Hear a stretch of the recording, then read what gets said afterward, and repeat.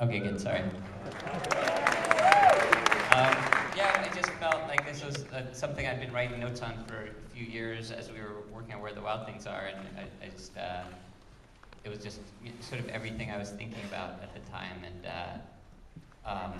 one of the things, I've worked with Charlie Kaufman on a number of things, and he's a good friend and my favorite writer, and one of the things he said one time when we were working on movies that he tries to approach a script to be everything he's thinking about.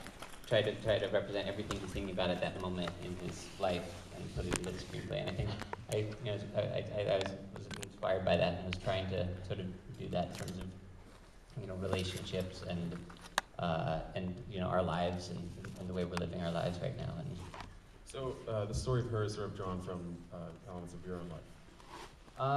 More just like feelings. I'd say more that just been thinking about and things I'm trying to figure out, or things questions I'm thinking about.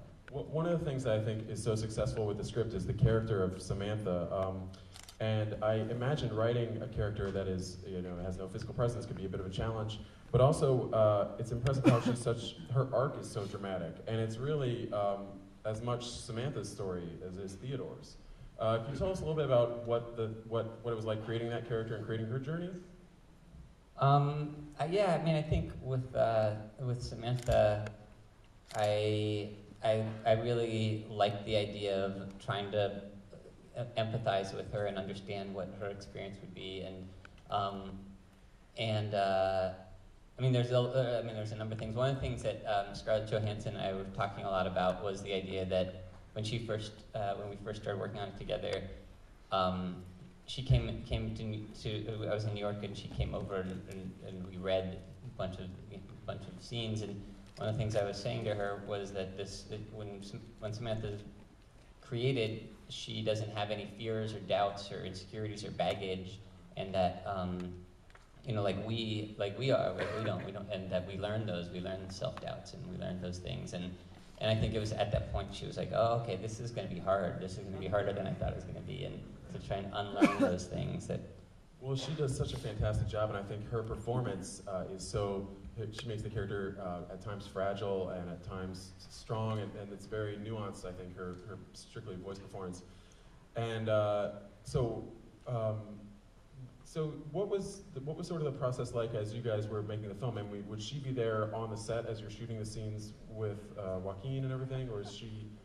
Yeah, actually, when we shot, we actually initially had cast Samantha Morton as the character of Samantha, and she was, and so Samantha was really involved in giving Joaquin, a lot, and giving him, a lot to work from. And then when we got into editing, we had realized that what Samantha and I had done together wasn't working for what the character needed, and so we ended up having to recast at that point in time. But, I mean, as I started watching the film, I feel like it's sort of a tricky situation because she's literally this object that he owns, but it never feels like that in their relationship because they feel like such equals. It's never misogynistic or she never feels disempowered. So I thought that was very successful, and I think a lot of that is Scarlett's performance. I think she's so fantastic in the film. Good, yeah, me too. Another thing I really admire about all your films. Are you not supposed to say that? Is that you do such fantastic world building in your films, and I think this film is the one where you've sort of gone the furthest. Can you tell us a little bit about what that's like when you're sort of creating this environment around the story? I love also the animators and the other sort of artists that you use that have helped create this world of, because it's a Los Angeles setting, but it's Los Angeles of the near future. Yeah, and I think one of the things we decided early on when we were starting to design the look of the movie, especially when KK Barrett, our production designer, came on, and Casey Storm, and Casey's here. Where's Casey, by the way? There's Casey. He's got a white shirt and a mustache over there. When Casey and KK came on, one of the things we decided early on was that we weren't trying to make a future movie, like a predictive movie, like this is what the future is going to look like. And we kind of started going down that road and looking at all like the techie things that are going to happen with monitors in glass and panes of glass and all, what Corning glassware is doing or something like that on YouTube. But we kind of was like, oh, it didn't seem that relevant to our movie, and we sort of let go of all that stuff. And so we kind of, I don't know, Casey, what were some of the first conversations we had? Do you remember? No. What was the second conversation we had?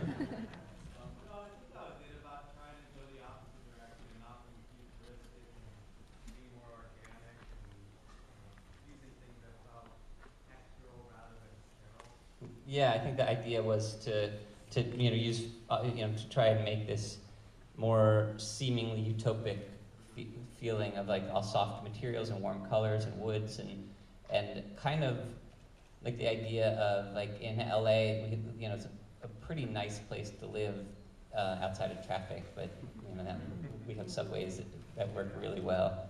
Yeah. Wait to see. Yeah. All right.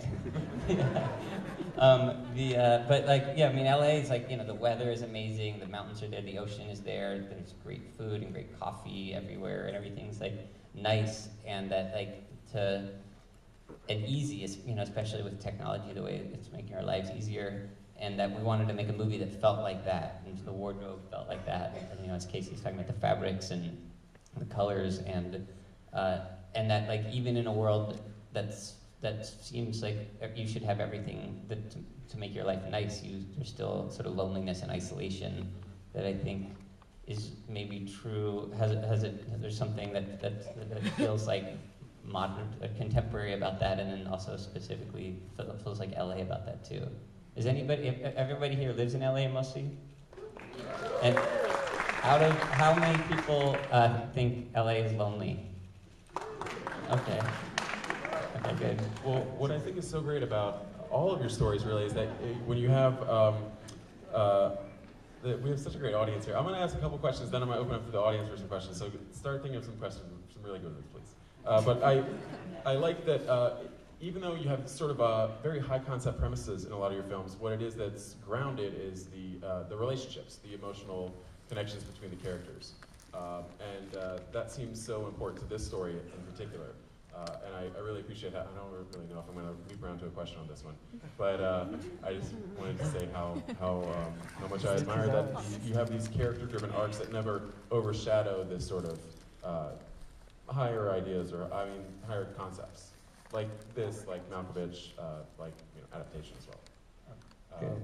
So thank you. Thank you. Yeah. Let me ask you a question about, to just change something for a second, about the music in the film, because the music is so integral. I love the scene so much where she composes a bit of music because she can't take a photograph of the moment they share together, and this is her version of a photograph.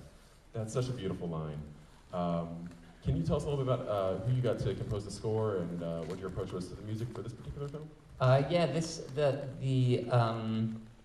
The music's done by Arcade Fire and a friend of theirs. Do you guys have their new record, by the way? Yeah. And actually, they were working on that record as they were working on this, and so it was interesting because Win and I started talking about the score about 2 years ago, and then sort of it kind of seemed like the record sort of informed the soundtrack, and the soundtrack informed the record a little bit. And there's like a song on the record, the last one, called Supersymmetry, that he wrote for the movie, and but then it sort of became something else, and it's actually the last song in the end credits. And I think what Win and I started talking about at the beginning was just that we wanted the soundtrack to have this electricity to it, a current to it, but not to be electronic and not to be, not to use synthesizers at all, and for it not to feel synthetic, but to feel like handmade, but still to have an electricity to it, and then also just to sort of play the sort of romance and love story and longing of Theodore. I also couldn't help but notice you get to work with Annapurna Pictures to produce this film. Yeah, Megan Ellison actually is here too. Megan, where are you? Megan, and Chelsea Barnard, our executive producer, and actually Natalie Ferry, our other executive producer. Where are you guys, Natalie? Natalie, Natalie's wearing a really pretty dress. You'll see her. In the back. Okay. I'm huge fans of their films. I think they were creating some of those fascinating, interesting films out there. What's it like working with them? Yeah, they're the best. Megan is Megan. I finished the script, I guess 2.5 years ago, and I sent it to her immediately, and just the whole process has been very. I just feel like very in sync with her and her company, and it's a very small company, and they work out of a house, and they have a house next door, but it's an editing facility, and we edited in the house, and it's an amazing company. Megan, good job, good company. Should we open to the audience? Yeah. Questions? Who has some questions here? Who has a question for Megan? Because Megan will get really embarrassed if you don't answer a question. No hands? Ma'am, right here in the front. Yes. How did you come up with the idea of them writing, the company, their job to write letters for people? The question is, how did you come up with the idea for the company that writes letters for people? There should be a good answer to this, but I don't know if I have one. I don't have a good answer. That it just seemed interesting or funny, or I don't know. I mean, I guess maybe in thinking about as everything becomes more digital, that I think there's still this longing for stuff you can touch, and so maybe in that way it's sort of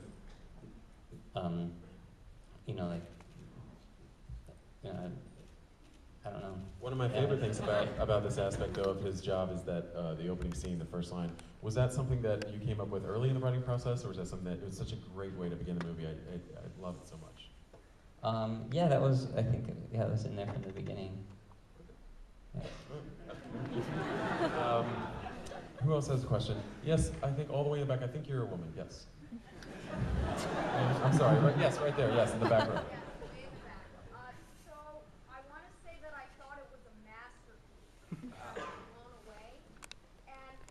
This is my mom. In the back. I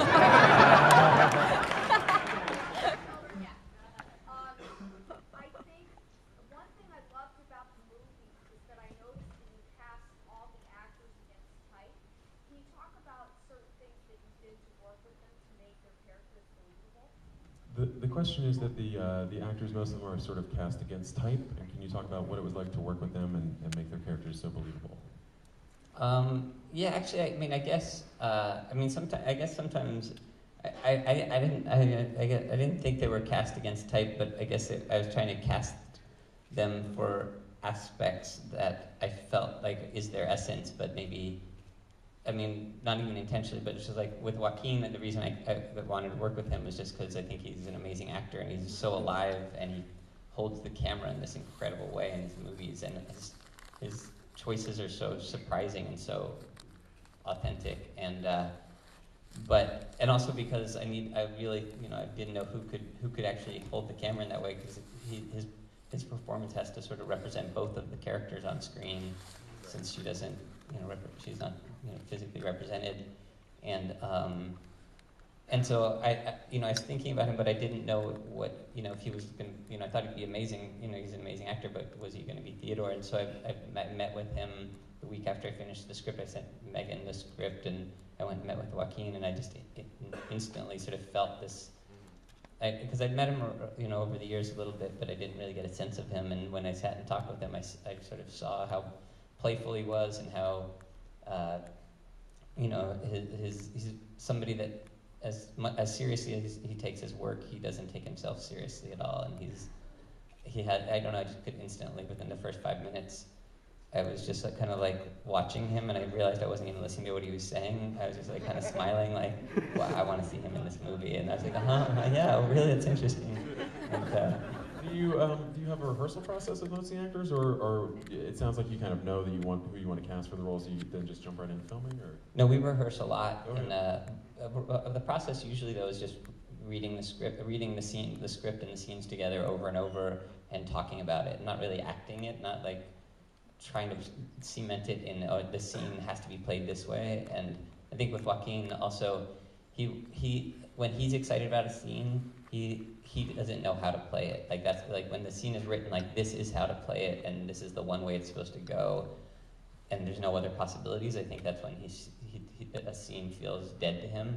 But when he sort of, if we're reading a scene and he starts to sort of imagine all the different possibilities, and that like he doesn't know what this scene is exactly, but he knows it has a lot of different ways it could go. That's when he gets excited about a scene. And I think that's why this film his performance doesn't really fall into like any sort of cliches, because he's always so surprising with his choices. Right, he's not playing a scene like, oh, this is the scene that's about, this scene he's apologizing, and that's right. what the scene's about. And I think that when that's like, if it comes to that, then that almost makes him anxious, and he shuts down. Right. And but when the scene has possibilities to be anything and go anywhere, and have, it could be an apology, but it could be also a tension to it, or an uncertainty of whether the apology is going to get accepted, or some complex thing happening that makes the apology. Like, for example, the scene with him and Amy Adams when he's confessing that his girlfriend is an OS. It's his face is so. He has such a surprising. He's kind of slowly coming out to his best friend about this thing that he's sort of feeling a bit shy about, but she's so accepting and loving of it that it's this beautiful turning point in the story where, from that point on, this film is not going to be about him hiding some sort of secret relationship. It's about him evolving and his relationship with Samantha evolving. The concept of a relationship with an artificial intelligence is sort of a science fictional thing that's not necessarily that new, but I feel like what you do in Her is so interesting because it's such an evolved sort of look at this story and how it would play out. And I was so surprised to see it in such a mainstream Hollywood sort of setting, to see such an evolved science fiction story, which is very, very delightful. Are there science fiction authors or artists that you were thinking about when you were writing this, or that you were just interested in general, or were ever influenced by? Not specific. Obviously, I love science fiction too, and I think this was maybe, in terms of the science aspect, I definitely, was interested in, things that Ray Kurzweil writes about and things like Yes. that. But it was I made a lot of notes. I was watching about artificial intelligence and about watched a lot of TED Talks and about neuroscientists talking about how the brain works and all these things. And then when I actually sat down to write the script, a lot of those things I realized weren't relevant because I just wanted to write this relationship story. And so that stuff all fell by the way. Also, one other thing, I've never met Lane before, and I just want to let everybody know. When they said he was going to moderate, I Googled him, and there's a video on YouTube of him showing you how to eat a cupcake properly. And so if you want to search that when you get home, I'll put a link to it on my Twitter later tonight, so I'll say Spike Jones saw this cupcake video. It's we gotta get the views up. It only had like 170 views. I think that might change tonight. Who else has a question? Yes, ma'am, right here. I just wanted to know how involved you were with the costume design. Did you let the costume designer kind of take over, or were you specific about the clothes that the characters were wearing, like the high-waisted pants? The pants. For those who couldn't hear, the question is about the costume design and how involved you were with the costume designer and those choices. The costume designer is the guy in the mustache that I was talking about, Casey, back there in the white shirt. Casey, you want to come up here?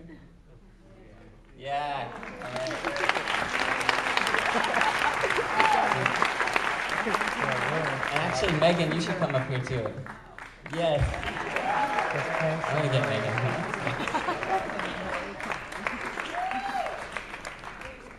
And where's Eric Zimbrunnin, our editor? He's here too. Eric, come up here also. Come here, Eric. This is our editor, Mr. Zimbrunnin.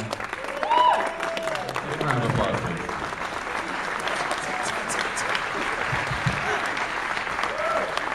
Megan is so red, I feel the heat coming off of her right now. I believe the question was for you. Yeah. What's the question? The question was, how did we just come up with the clothing look, and what was the high-waisted pants. The high-waisted pants.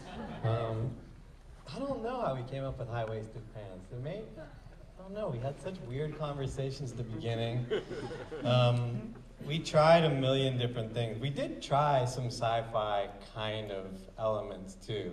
Remember at the beginning we had like that wrap, weird gray wool thing? Oh, right. We actually found this big sort of half jacket, half poncho at a thrift store, and it was the kind of thing we could like take those clips that you clip office stuff together with, and kind of big paper clips, and we'd clip it together because it had so much extra fabric. We'd make all kind of like a kimono shape. Yeah, and we could we went really down some like sort of future stuff, and then we were like, this is amazing, we're geniuses, and then we were excited about it for a couple days. Yeah, then we came in on a Monday and we're like, this is terrible. Yeah. And I think then instead of going forward, we tried to go backwards and reference.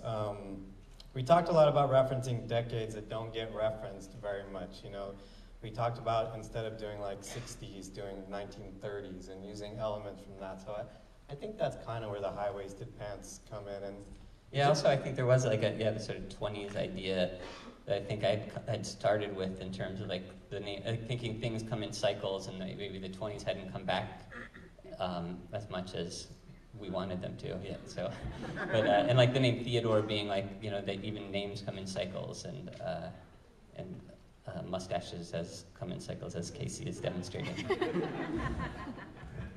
And what about the cutest little touch, I think, in the movie, the little pin? Whose idea is that? The little pin that he has to keep her... A safety pin, yeah. That's so her little eye can look out over the top of the pocket, right? Yeah, did you guys notice, did anyone understand that the safety pin was to help the device come up? Okay, good.